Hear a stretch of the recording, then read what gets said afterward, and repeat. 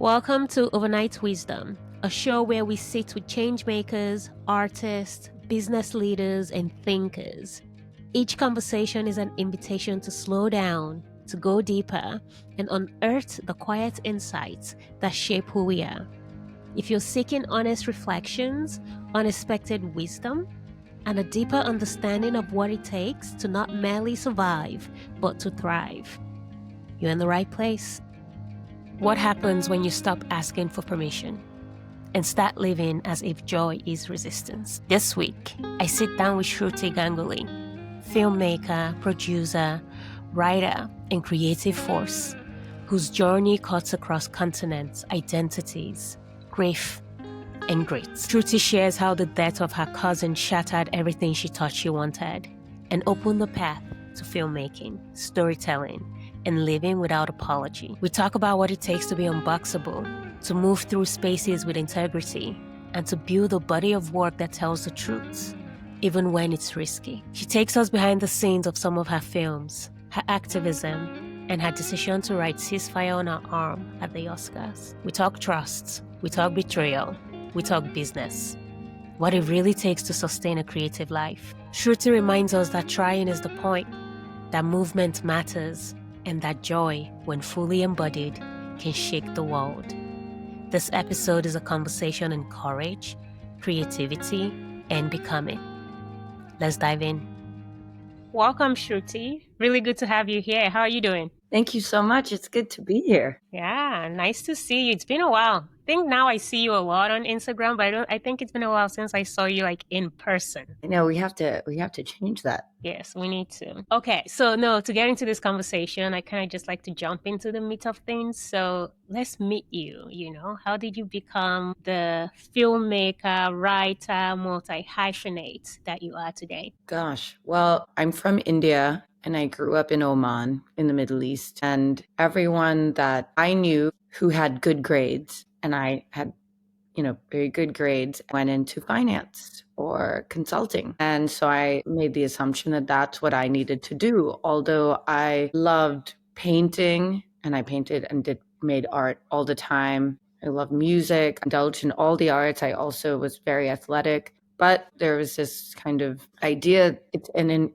ingrained aspect of the Indian education system, because after 10th grade, you're deciding if you're going into commerce, science, or the arts. And there was this notion that if you had the good grades, you were going to science and commerce. And anyway, I chose to go to boarding school in the Himalayas for high school. Possibly because I didn't want to not, choose, and also because I felt like I had grown up in a bit of a bubble in Oman. And as someone of Indian origin, I also wanted to know what it really meant and felt like to grow up in India. So I wanted to spend high school there. And so from India, I then come to college in Chicago, to Northwestern, and I had even had an internship at a bank between high school and college. I was so motivated. This is what I'm going to do. And I worked in retail and investment banking. And I was an economics major and a fine art double major. And then the following year, I had an internship at Ernst & Young. And I think a lot of times when people are confronted with death, there's a shift that happens. And I guess that is also part of my story, because in many ways, I lived vicariously through my cousin's sister, who we had grown up together in Oman, and she had gone back to Delhi and really embraced the arts as her full and complete career. It was hard to turn on the television without seeing her on it. She had her own show on Channel V, which is a popular music channel, called What Women Want. And she was just fearless and confident and just an incredible inspiration to me. And I felt like my cousin Pooja is doing this. I can be the nerdy one that appreciates the arts. I'll be the banker or the consultant that paints on weekends. And then I was 19, and my cousin, who was a year older than me, was killed in a car accident in Delhi. And I feel like my entire life stopped in that moment. And I was, of course, confronted with this real sadness and deep pain, because we were very close and she was really my sister. And I think after a year of being in a bit of a cloud, this haze of confusion, I then had this epiphany. It'll be our time at some point. That's going to be the natural order of things for everyone. So why don't I really try and figure out what I would love to do?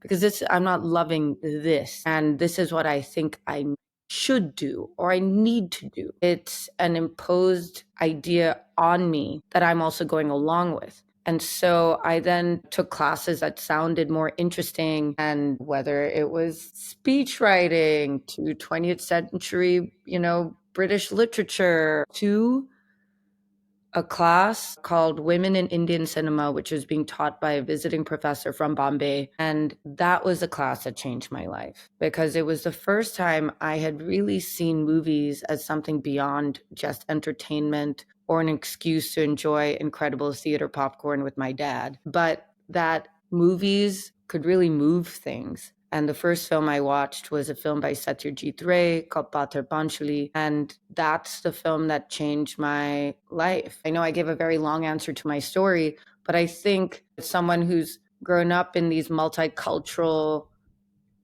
spaces and identity is also an important part of my story. It's why I start there. I don't start with this is the class that changed my life. I start with this is who I am and where I'm from, because I think all of these factors contribute to why I've become a filmmaker and why I also write and why I engage in multiple things. Thanks for sharing. Oh, I love that. I'm thinking about similarities.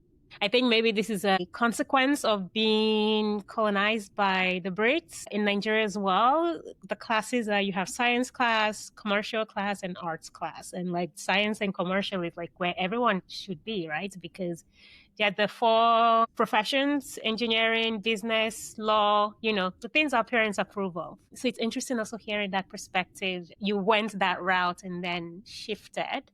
Also wanted to say sorry for your loss. There's also a shift that happens when they lose somebody. I reflected that for me as well, losing my dad in 2015 changed the trajectory of my life, living at the intersection of all these different identities and cultures. I wonder, how has that shifting sense of belonging, because I also imagine that you belong in all these places, shaped the way you tell stories today? I grew up in a place where my family is not from. And when you are an expat, which is different from an immigrant, there's an aspect of things feeling temporary, that you are only here for a little bit and then you're going to go back. Even from India, I come from a pretty, multicultural background where my father his family is Bengali from Delhi, and my mother is Anglo-Indian,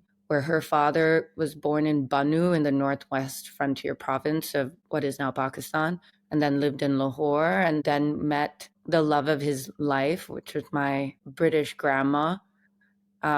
And they moved to India during partition. And my grandmother had grown up in India. Her parents had lived in India. So my own family background has the layers of colonialism, cultural, like a mishmash. My father's Hindu, my mother's Christian. I grew up in a Muslim country and then went to an international boarding school in India. So I think that foundation of my identity has really helped me actually land in different cultures and be a sponge and hopefully be very respectful to the experience of people from the place. And when people say, where are you from? I can't answer it in the same way my husband can, where he can just simply say 4 letters and he can say Oslo. If you ask me where I'm from, I have 4 parts that I have to say, which is I'm Indian by way of Oman and I live in Oslo and New York. And so I think that there is a certain type of ability to maneuver amongst different cultures. I don't have any intention, even as a filmmaker, to show up in spaces with a preconceived notion, with an assumption, with any type of manner of this is how it's going to be. If I'm going to be in someone else's space, I am just going to be listening. I think that my filmmaking is greatly informed by that aspect of my own background. I love that. When was your first filmmaking experience? So my first filmmaking experience was when I created an independent study program during the fall of my senior year. And I was going to write these various papers over the semester about what I was discovering.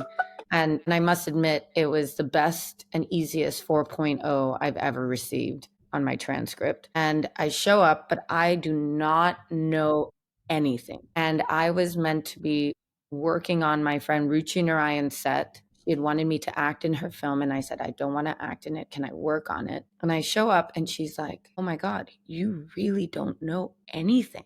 And I said, no, I don't. And she said, listen, Sudhir Mishra, who's a director she had worked with closely, he is about to direct another film, or he's in the midst of directing a film called Chameli. So why don't you just be an intern on that set? And then you can work on mine. So I became this intern running around with the assistant directors. And this is over 20 years ago. And I worked on this incredible independent Indian film.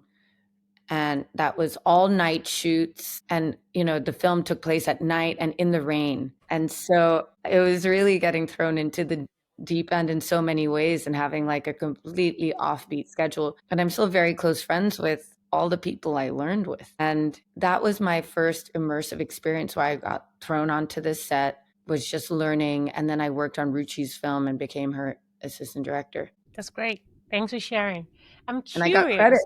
I got credit to toodle off to Bombay while all my friends were being recruited and my parents were having a freak out because they said, we did not send you to college in America to make movies in India. We're not a film family. Like, you did really well at school. What is this? I understand that those statements come from a place of fear now. When is this hobby going to stop? Yeah. But I knew when I knew. I think it's great and brave as well that you followed your path, because I think a lot of people who come from expectations to go a certain way or have a certain profession, oftentimes they suppress the part of them that wants to explore something else. So I always find that quite interesting in terms of how that shift happens. But I'm curious, for you, you visibly present as a South Asian, but you also have these different experiences. You come from these different countries, identities, and cultures, and now you are in film. Do you feel any sense of pressure to carry South Asian narratives to the global stage? I think that when I went to grad school eventually for film, where I did my MBA at Stern and my MFA in film at Tisch, both at NYU, I was just taking opportunities. And I was working with a Hollywood actor, a white Hollywood actor, and developing projects with him and his company that didn't necessarily have that representation per se. And I just took everything on that was a learning experience. I think now, over the years, and I still work on a range of different things. I'm producing a movie now with Guy Pearce and Pamela Anderson, and with directors, and Rania Atiye and Daniel Garcia, and my producing partner, Molly Asher, who won an Oscar for Nomadland. There's nothing South Asian about the project at all. And I've worked with Rania and Daniel for over a decade and produced their previous films. I've always loved working with them because I felt like my experience as a filmmaker has expanded.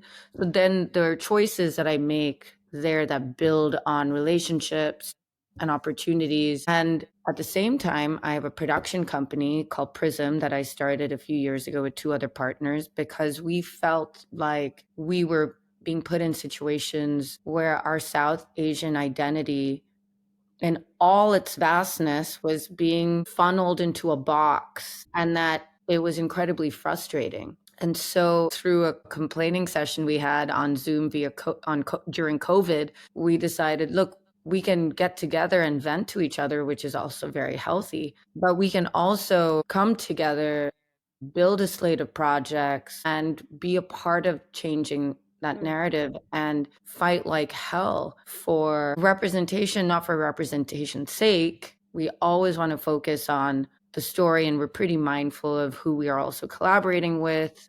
And the other thing we have to be mindful of is our own capacity. When we came together, we did not make an announcement like, here's this new production company in this very typical Hollywood industry way of, we wanted to be incredibly intentional around how we were building this company.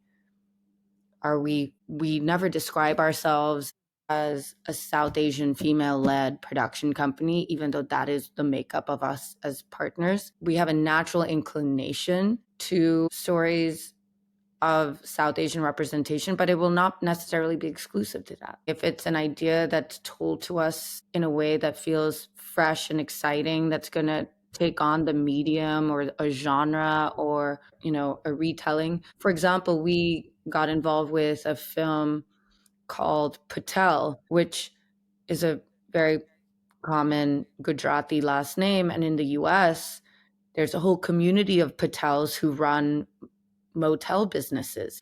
And so this director, Ravi Kapoor, set the story of Macbeth in the world of Patel motels. And we just thought it was a really fresh take, and it was darkly funny. And one of my partners had worked with Ravi before. And so we were really excited to, take that on with an incredible South Asian cast. One of the other projects we did was, at first we thought we would only focus on scripted. And then we decided to get involved with the project before its Toronto premiere. And that's a documentary called To Kill a Tiger, directed by Nisha Pahuja, that follows a poor farmer who's seeking justice for his daughter's gang rape. And this is unfortunately the story of many in India. But what we found really incredible beyond Nisha's just impeccable filmmaking was that this is a story of a man who is going to do the work for his daughter. And that was a perspective that we hadn't necessarily seen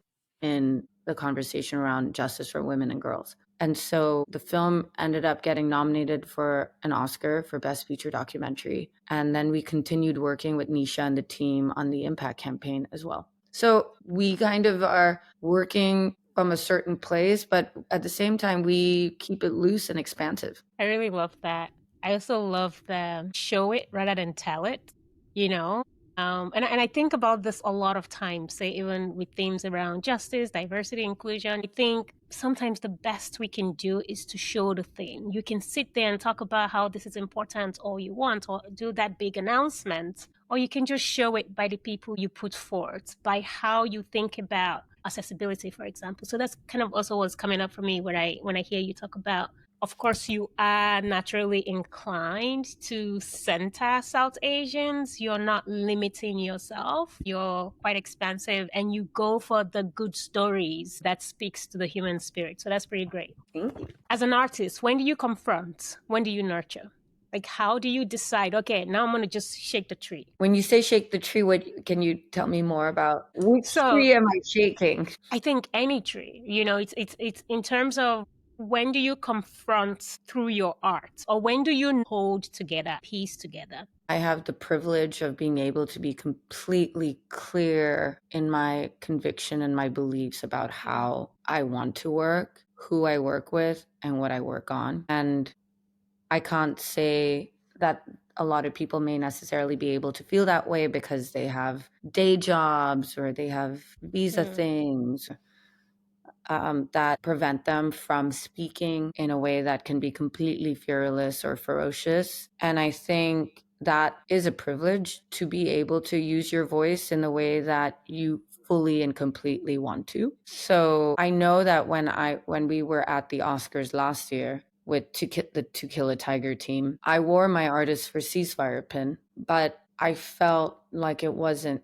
still enough. I would rather have been at the protest outside, to be honest. And then I thought, how do I bring the protest inside? And a friend of mine, in a conversation, she said, well, why don't you just write ceasefire on your arm? And I said, fine. And I remember telling my stylist the day of, said, I know you're going to be upset because this is going to take away some attention from the dress, but I'm going to write ceasefire on my arm. And my stylist, Ambika, said, I'll write it for you. And she did. And you can imagine that this was in 2024. So not like everyone had come around in the way they have, let's say, more recently around the situation in Palestine and Gaza, that history did not begin on October 7th. So I know that even doing that could have fully cost me my career in Hollywood. But I also work in an industry that was never made for someone like me anyway. And so whose permission am I really needing to make these decisions? As long as, my partners, my collaborators know that, and I think that they're all fully aware of my perspective and the non-film work per se. I mean, that's who I also want to work with too. Now, not all of them may necessarily be as public as I am, but I don't necessarily expect them to be. I was just going to ask on that actually, in terms of, I hear you when you say there is privilege in being able to use your voice in the way that you want. I feel that, I share that, but I also know it comes with significant loss sometimes, at least for me. But that is a loss I can do without. Like, I feel it, but I can be like, okay, it's what it is, there's always a cost, right? But this I can bear. So is that something you navigate? I am sure there are opportunities that have not come my way because of my perspective. I don't necessarily know what they are, but those are opportunities I don't want then either. Earlier, you had talked about, how people reflect on Palestine and Gaza at the moment a lot better than how they did last year, which was still very much muddled up in denial. But there's still a significant aspect of what is happening that is very much denied, right? So what do you think is currently dangerous in the way we see this geopolitical discourse unfolding in global media today? And how do you think it should be rewritten? It's history is always going to be told from a certain perspective. I think that the openness one needs to possess to realize that the history that they've been handed may be revisionist, may be false, may be manipulative, that they need to have the capacity whenever they're ready to do the deep dive and to throw out everything that they thought they knew. And some people are not ready for it. Some people can. I think it requires an annihilation of self, really, to really dig in and say, what is the truth? Or what is the truth I want to subscribe to in this world, right? And you hope that that choice is one where people get treated with respect, dignity, and equality. If we're going to look at October 7th in particular, I mean, I think Hamas is terrible, right? There's no denying that. I think it also requires an analysis of the IDF's own involvement in the creation of Hamas, which people may not necessarily know. I'm no expert when it comes to Middle Eastern history, even though I grew up in the region. But even on a very basic level, I think it requires some aspect of study. And I have a lot of very close friends who are Jewish. I have a lot of close friends who are Israeli as well. And we have had many conversations about these things. And I would say that they're all in different stages of their own exploration. But I also talk to them and, say, if there's ever anything you really need to talk to me about because of my social media or my perspective, I hope you know that we have a friendship, that we can have that discussion. And I remember talking to a friend of mine in particular, an incredible musician, and she said, but Shruti, I agree with everything you say. But I always check in because it's important, when you have friends who also may come from those backgrounds who are having to do that self-exploration for themselves or navigate how to talk about those things with their family to be a good friend. I have to say, I admittedly, with some of my Israeli friends in the beginning, I struggled. And I think what I have learned over the past 2 years or so in having those kind of conversations is bringing to the table that these multiple realities can coexist, that saying that the Israeli government is deeply entrenched in the genocide of the Palestinian people is true. And at the same time, that Hamas can evaporate and they don't need air. but also being able to say, I don't always need to have those conversations in tandem. It's interesting as well, because I think for people who have their identities cemented into this geopolitical construct, there is a loss that comes Yeah. with it. But of course, there's still that difficulty in having this conversation and holding that space for Israeli colleagues or, Palestinian colleagues. So that's always that fine balance. I think what you say about reaching out and opening space for conversation is so important. I mean, I was filming in London this past week, and I went to an event called Together for Palestine, which was at Wembley Arena, and it was incredible. And the partner of a friend of mine, and he's, straight white British male, and he said, I was also at that gathering. And I was like, it's also depressing. What's the point? And I said to him, I said, can you imagine what it felt like to be someone who's Palestinian, who attended or who spoke? And you look out and you feel the support. You feel that. That is what this is for. I mean, it so happens that now the UK is, recognizing Palestinian statehood, even though they're still, I believe, funding, weapons. Mm-hmm. But movement matters. And so I also think that to have the empathy of the people who are scared because they're really kind of digging in and reflecting. And I've had friends who've had to really rethink the things that they were told, whether it's from trips to conversations with family. And I think it's important to hold that space for them, because all of us can show up with our own opinions, but I think it's really important to create the space for why somebody has a certain perspective. I remember working on a film about a woman who was one of the early cases for the Time's Up Legal Defense Fund during the Me Too movement, who is a guard at a nuclear research facility, who was violently sexually assaulted by her colleagues. And here I am making a film about her as she's seeking justice against two of America's biggest defense contractors. And I film with her in Nevada. It's myself and my, Arab Canadian lesbian, cinematographer, who's an incredible colleague, Amber Faraz. And here we show up to meet Jennifer Glover, who voted for Trump twice, possibly a third time, and has 17 guns in her house and could not possibly come from a different surface perspective from me. But here I am making a film about her. And telling her story. Granted, I got subpoenaed by one of the defense contractors because they're terrified of this film, but the film will get made. It's been on hiatus. But I was confronted with someone I did not necessarily agree with, who I deeply empathized with. But the more I got to understand her childhood and why she needed the guns, why she went into defense, where she came from, her family, I understood it. And she's a friend. So I think, there's some people who may say that they support Trump because they just want access to power. And I have very little time for those people, frankly. But I think if people make certain choices about who they want to support, because it may come and you understand possibly the trauma that pushes their perspective forward, that makes me understand. Yeah.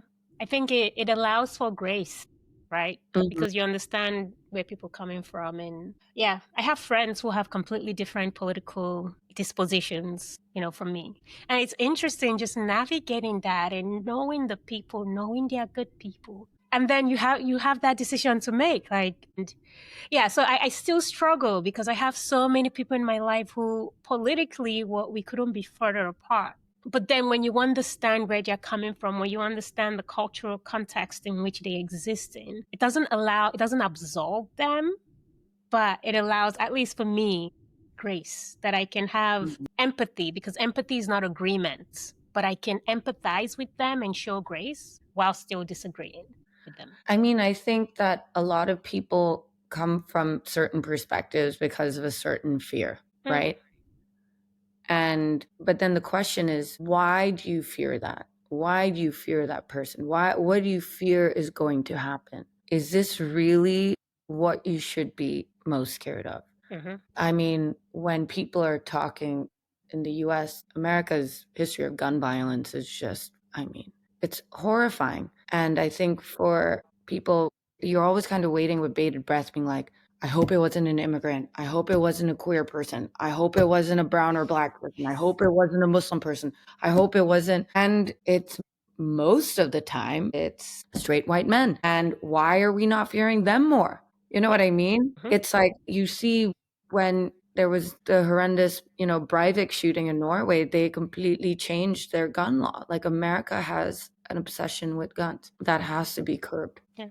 I hear you do. I have to say that whenever there's anything shooting related wise in the US, in the world, I think, oh my gosh, let it not be an immigrant, let it not be a black or brown person. I always think that, and even recently in Norway where Tamama was murdered. And I had Yeah. to just come out and say it, like, white men continue to kill, but we keep being sold this idea that they are safe, right? No. So I think it's those are the difficult conversations and the things we don't want to talk about, because when a white man kills, of course, like, he has mental health issues, but then the rest of us were just terrorists and hooligans and immigrants. And I mean, there's just a lot to manage and navigate in that sense. Okay. I want to shift a bit to business first, because when you were saying earlier about production, I just wanted to ask, what goes into producing a film? What do you do?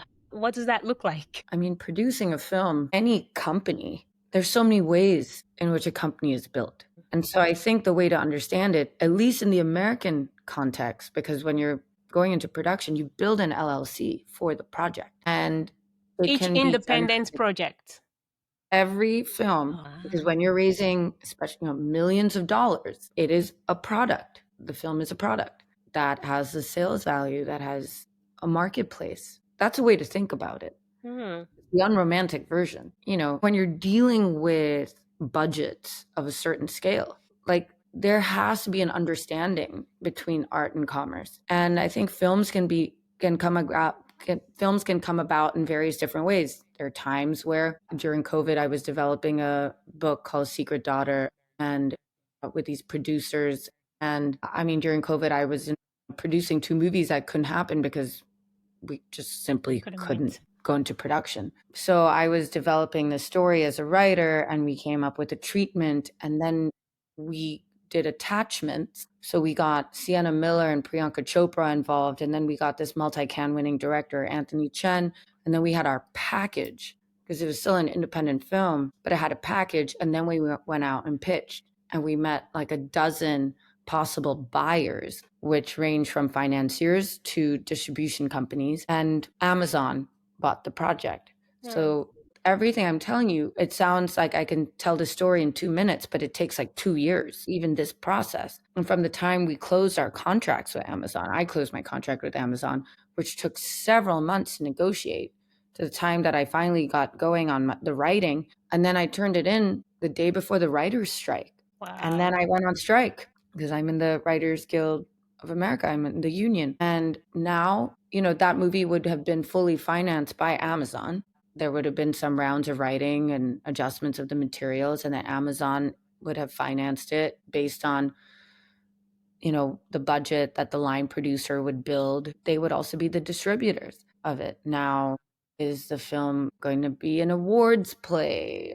What is happening there? Because at least on the independent side, there's a big focus on that, because the investment in the marketing, the investment in the awards run begets more deals, foreign sales. I mean, in the case of the movie that we're doing with Pamela and Guy, again, that operates in a different way too. Now, those are American films. I would say that in Europe, it works differently. You don't need to necessarily have the package before you're going out, because you get a lot of support from governments here on the development of the idea as well. Because over here, you see the distinction between film really being considered an art form, and in America and Hollywood, how it's perceived as a business. But I think you can find a healthy balance between the two, of course. From that business sustainability perspective, what have you learned in what it takes to actually keep something going? I mean, you've been doing this for 20 years, and now you have production companies. You also recently wrote something. Gosh, Yeah? I'm always writing. I think I'm always writing. I mean, I think that the industry is always evolving. I think it's a particularly challenging time right now because, You're seeing the aftermath of the writer's strike, of COVID, of the fires in LA, of the consolidation of massive business, of AI also coming in, navigating how to keep costs down, maintain creativity. And it's just in a new place. And I would say that 5 years ago, or even 10 years ago, it was in a different place. 20 years ago, we weren't really necessarily shooting movies digitally either. And I would say that you didn't have companies like Amazon and Netflix that were even players in the space, that was serious contenders in the space. So I think that the industry is constantly changing, and you have to think about how to change with it, but ultimately how you have to sustain yourself. And I think a lot of people that I've met are getting out of the business because it's become challenging for them. Yeah, I can imagine that. As an entrepreneur, business owner, I think oftentimes being an entrepreneur myself, I think people romanticize.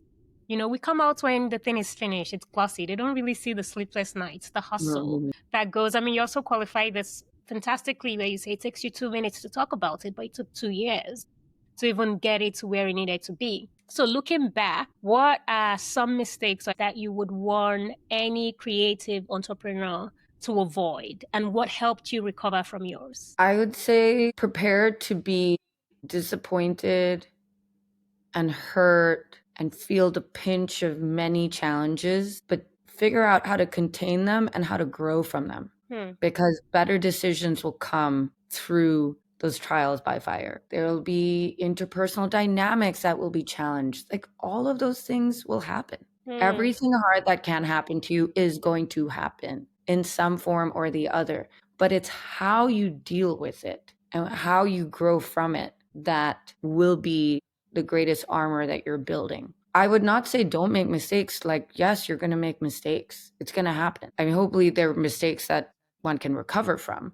And that you're also operating from a place of decency, transparency, and ethical standards. I think one of the things that is really helpful is to expect the best work from the people that work with you, is to communicate your expectations and timelines in a way that is clear, and also articulate, in some cases, your own possible shortcomings or challenges. Because even seeing that you can be a leader, but you can also be vulnerable in certain situations, whether it's personal or other professional strain, and knowing whether your employees can also hear it, it also creates a certain type of domino effect in terms of how they're communicating back with you. And I think communication, clear communication, good and even bad, but just communicating is, I think, the cornerstone of any company or relationship or collaboration.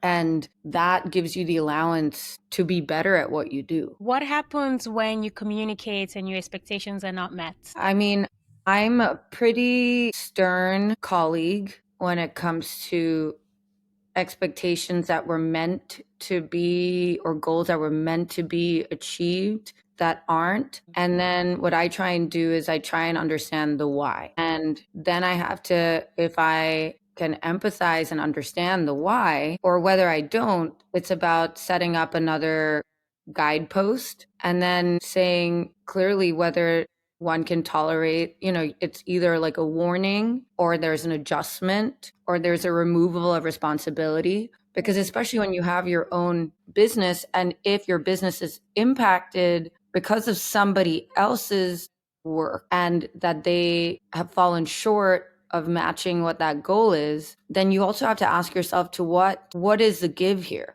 How am I compromised, or how much has been sacrificed? And is there even the space for that to happen again? So I think you have to the analysis should not only happen when you're confronted with the issue, because your company is going to grow any which way. And then there's going to be another thing and another thing. It's not this necessarily linear fashion, especially in a startup culture. And, you have to try and also find the people who want it as much as you do. But at the end of the day, it's also not their company either. But the thing is to figure out, well, what is your, beyond, let's say, a paycheck, why do you want to be here? Where do you want to grow? And how can I also provide that as somebody who wants to see you succeed and your success is tied to my success? I love that. Yeah, I think it was something I learned, and It's also hard to just be a boss. It's it really is. hard to be a manager because you're just trying to figure out stuff constantly. And unless you have the system where somebody else is managing people, or you have an HR person or partners that can also take on certain responsibilities. And there are some people who are very good at doing that. Maybe you're the person who's like the big picture thinker who does not want to get caught in the weeds, and like you're not the systems person, you're not the operations person. Okay, if you're not that person, you have somebody else who has that skill set to do the thing. How do you Yeah. divide in a way that's healthy? Because to want to try and do everything is all consuming, and it doesn't give you the allowance for anything to go wrong. Absolutely. Absolutely. I think a lot about this because I engage with a lot of women leaders, business owners, entrepreneurs. And I think it was something I had to unlearn maybe a decade ago or so, just around I can be nurturing, I can be inclusive, but I do not necessarily need to have all that nurture and inclusion within my organization, that I can still be inclusive and let you go, Yep. And I think those were some of the hardest bits for me. How quickly do you cut the cord, or do you nurture and see maybe it gets better, maybe in 3 months, but then it doesn't get better? So how do you make those decisions? Yeah, I mean, I do think that, look, maybe, one is a little older and comes from a generation of like, you're going to have really tough instances with bosses, and you're going to have the challenges, and that you're going to work through it. It's not going to be like a follow your passion and it's just going to be great. Right. And I think that with some of the younger people I've worked with, I try and gauge whether they have that same type of, I would call it the immigrant mindset, which is just like a no The matter what hustle. attitude, the hustle, that you just want this, or you want something from this because like this is an opportunity for you. It's not a burden to you, that the job is not a burden, that it is a way to kind of also absorb and grow, and you can go from there. Like, I think the expectation of someone being with you along that whole journey, if they didn't start the company with you, is, I think, you know, not very likely for that person. They may have their own entrepreneurial dreams, or perhaps they just need a job for now. And when you know that they're viewing the work in a certain way, then you can also manage your own expectations. Absolutely. Absolutely. You do this work, you tell stories. At the end of the day, because we all have a finite amount of time in the world, what do you hope that your body of work says about who you are and what you stood for? I think that I have been able to build relationships with people who I continue working with. And I think the longevity of those relationships for me is as important as the projects that we take on as well. And I would hope that as a filmmaker, whether it's scripted, unscripted, film or television, short form, which I already have like a pretty vast range of like unboxable stuff across genre, across subject, across form, and that in every choice I make, that each choice furthers me, whether it's something I've written or directed, if it's something I've produced, that there is an aspect of growth and a breadth of work. I never had the luxury or choice to stay in one lane and to have a very linear path. Because after I graduated from college, it was a few years after 9/11. It was not like I was getting my visa sponsored in the arts. It's not like the arts were also going to be the thing that at that point were my sustainable paycheck. So I've always been needing, as part of my own survival in New York, a very expensive city, to do multiple things. And in a way, I'm kind of grateful for that effort and experience. And, you again, the mindset is a natural survival mechanism, and no matter what it takes attitude. And I would hope that my work as a filmmaker, or the work I will do as a writer, or the community spaces I have built will act as a resource for new generations, will act as inspiration, will show what you can do. And I was joking with somebody saying, on my cremation urn, if there was going to be something, I think it would just simply be two words: Shruti tried. I love that. I really love that. That resonates. In some spaces I hold, I rarely get rejected now in finance and economics and all of that. And now I'm doing this podcast and I'm reaching out to random folks all over the world. And oh my gosh, Shruti, the amount of ghosting I get, rejections I get, that's always fascinating. And I've just had to reframe that because I'm not used to being rejected so much, right? And I had to reframe that as, okay, I'm trying. It's a trophy for me, And of course, when I started out in May, when I would write 200 emails and get one yes, now I'm writing 50 emails and getting two yeses. So I'm just like, okay, something is improving here on a ratio basis. The trying resonates with me. I think that's how we grow. We have to be trying. We have to continue trying. I mean, it's amazing how people want to be successful while being lazy. Yeah. That's just simply rarely going to happen, and it's certainly not going to sustain. And I want to be known for just having worked really, really hard. And I don't need other people's impressions of what success should be like or to feel like, because I think my film work is deeply connected with my movement work. It's deeply connected to my community work. It's deeply connected to my personal beliefs. So it's a pretty holistic way of being. And I mean, I think that to some extent that has its negatives, possibly because it can be all consuming. But I look at it as an incredible privilege to feel like these things are not necessarily, siloed. Yeah, they're not separate. Yeah, I feel that. So these days, what are you working on? I know you're working on a lot of different things, but what is the... I'm working on many things right now. I have been in London filming a documentary on the legendary jazz and disco icon from the Andy Warhol era and Studio 54. Her name is Asha Putli. You probably have never heard of her name, which is also part of the reason why I'm making this film, because she's been an incredible force, not just in music, but also in culture, especially as a South Asian woman and an Indian woman who moves from Bombay and kind of makes it in America, but again, is like a pioneer, is ahead of her time, is too early. But someone like me, I've been able to probably have the experience I have because someone like Asha came before me, because she broke down boundaries. And I'm telling Asha's story, looking at her work, her vast influence. And last week I was interviewing Damon Albarn from Blur and Gorillaz, because he just worked with her on the new Gorillaz album and he's a mega fan. A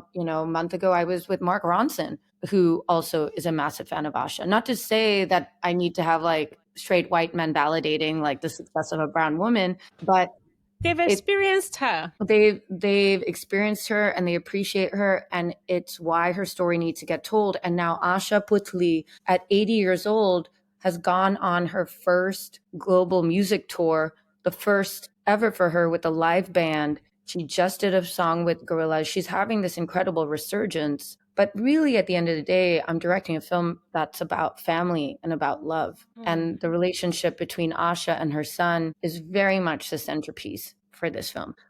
It's so incredible to tell, and be trusted with telling someone's life story when you can't help but reflect on your own.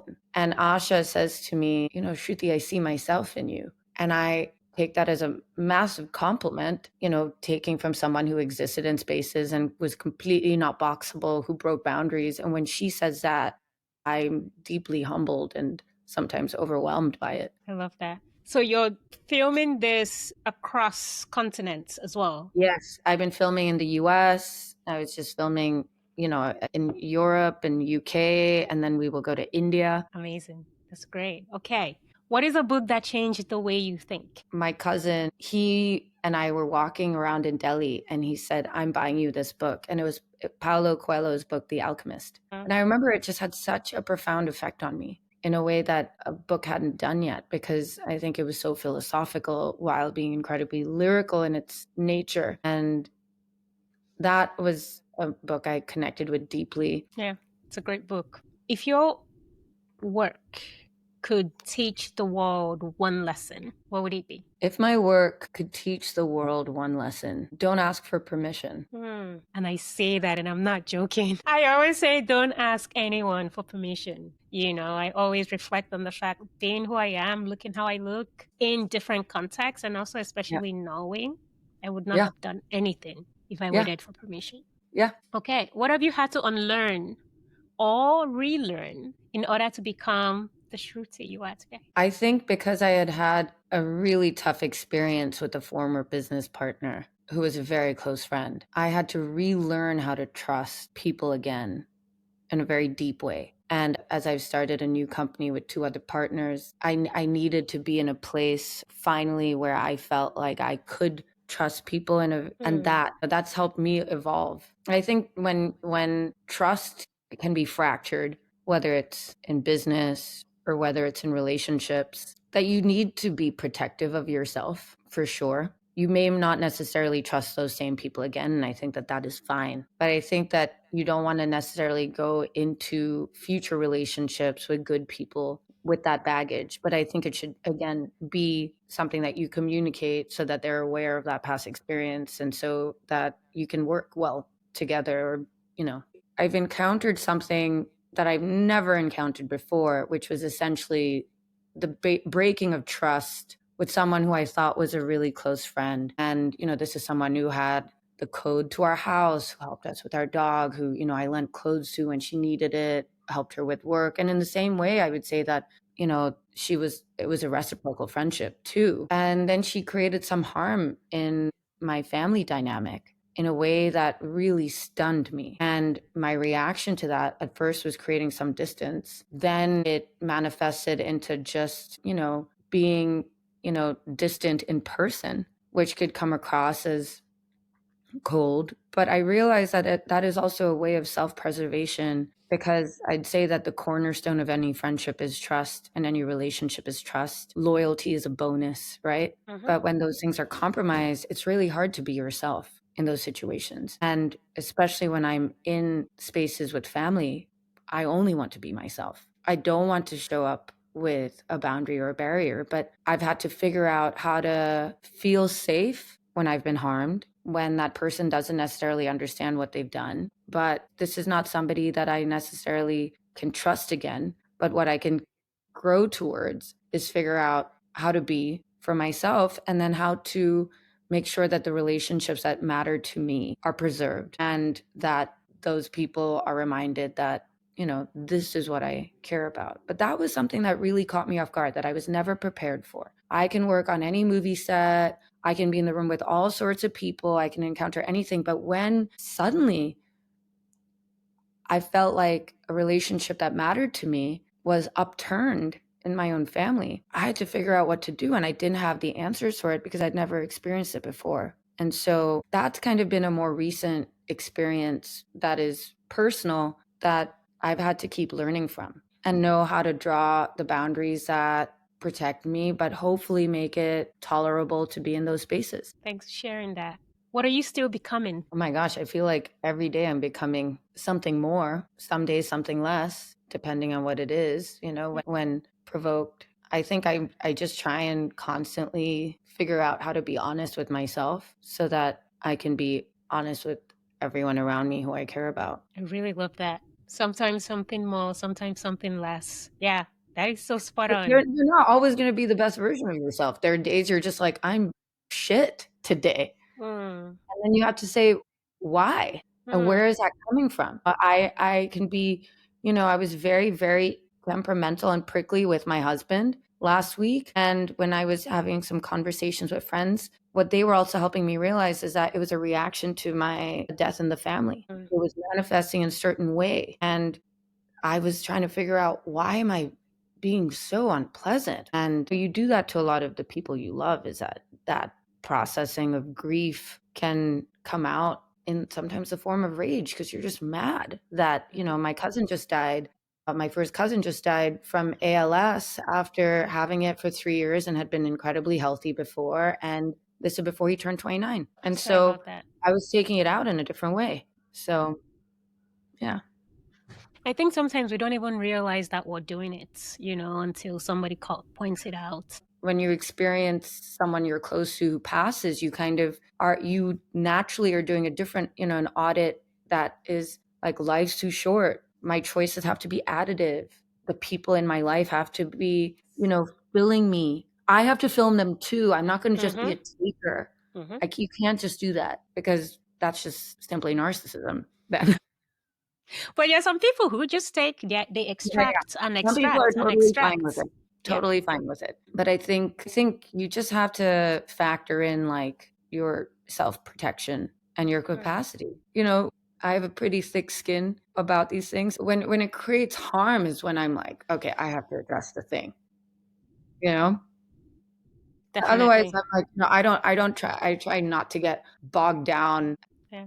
I love that view. I love that frame. I try to practice the same. I often think other people's opinion of me is not my business. As long No. as I know that I've done right by a situation, because if I haven't, I will take responsibility. I will address it. I will do better. But otherwise, people are going to talk and it's not my problem. It's their problem. And I'm not going to deal with it or even give it as much as I can headspace. What are you aspiring to in your personal life? In my personal life, I really want to be a wonderful, loving partner, daughter, sister, cousin, niece, a friend, a colleague. Even though you're talking about personal, I think I work in an industry where you can't help but be friends with the people you work with, you're in the trenches with. And so I aspire to kind of approach things in a way that's clear headed in the midst of so much noise, and that I can be there for the people that I love in the way that I need to be there for them. I have to say about you, every time I meet you, this is just I think anyone who's ever asked me about you, I just say, you're so joyful. You just radiate so much joy. You're so happy. You're so open. And that is what I collect from you, like I'm just like, oh, she's always just a joy to see in a room. You have that personality and there's something that bubbles. I just wanted to say that as well. Thank So, you. I mean, look, I think I've encountered like real tragedy in my life in ways, I've talked about my cousin's passing, which was, very hard. I mean, when I was 13, some of my best friends were murdered. I could have possibly had a different type of framework, and I think it's a combination of obviously my own family coming from a place of striving for good. I mean, family's chaos. Don't get me wrong, in the best way possible. Indian family, you mm, know, like we have such deep love for each other. We can get into like, a very silly argument that can escalate so fast, but we will always recover from it. We will always recover from it. So I think it's a combination of those things. And like the world is so hard that it's very easy to feel hopeless and you're like, what's the point? I think I kind of always think about the possibility of something, the what if, the why not, the let's say yes. Coming from that place, just I think is coming from a place of joy is incredibly enriching. But, even with my resistance survival chorus, which is a chorus I co-founded right after the first Trump election with my friends who organized that Women's March that year, I would say that we came together in song and activism because, Harry Belafonte, who my co-founders work closely with, had said, when the movement is strong, the music is strong. But one of the other, I'd say, tenets for us, which is by the poet Toy Derricott, is that joy is an act of resistance. yes. And I think, how are you showing up in this life, in this moment, in the work, in personal spaces?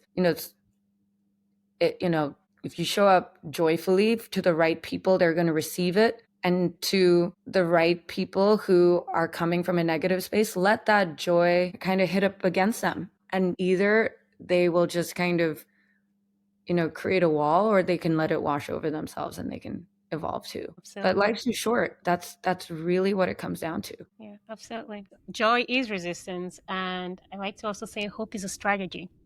Yes, It's I it's love a that. strategy. Joy What is a resistance and hope is a strategy. because for me, just this year and everything that happens in the world and all we have to endure, as you say, it's easy to be hopeless. It's easy to give up. It's easy to not try.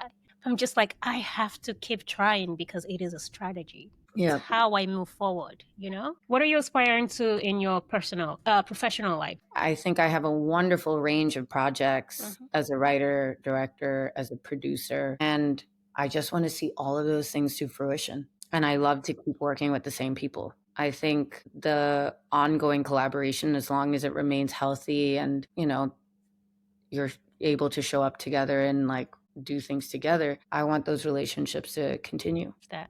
And finally, if you could speak to the young person you once were, what would you want her to know? And who do you hope she becomes for the future that lies ahead? What I would say to Shruti at,